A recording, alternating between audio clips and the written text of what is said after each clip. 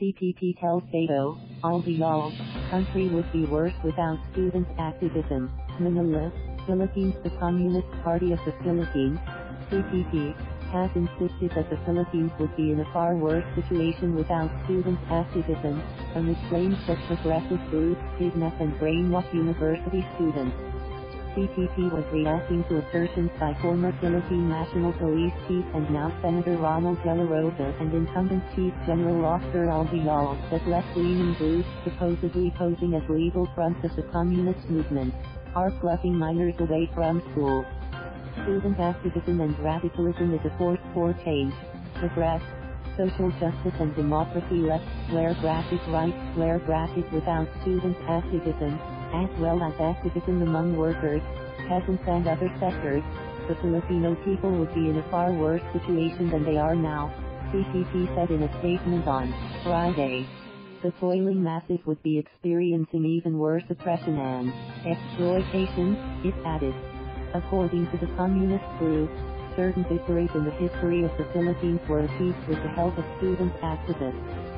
Student activists of the National Democratic Movement were among the most resilient in the fight against the Marcos dictatorship in the darkest days of martial law, CPP explained. They were among the prime movers in the uprising against the corrupt Estrada regime. They have consistently fought for the interests of the Filipino people despite the threats to life under the Duterte regime, they added. Alleged recruitment of students to the New People's Army, NPA, was discussed after parents of children claimed in a Senate hearing that parents were forcibly taken and coerced into fighting against state forces. Dela Rosa, in particular, has called for an investigation into the issue while Albayalde asked the groups to explain and answer these allegations. During the Senate hearing, one of the parents was unable to control her tears as she spoke of her daughter's decision to leave their home.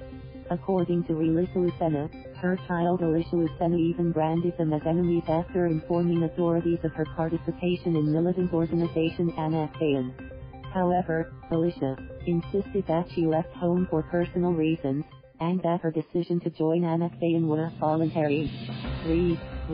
According to CPP, Dela Rosa's strategy to present parents of alleged activists backfired, especially when Alicia showed that she is not being controlled.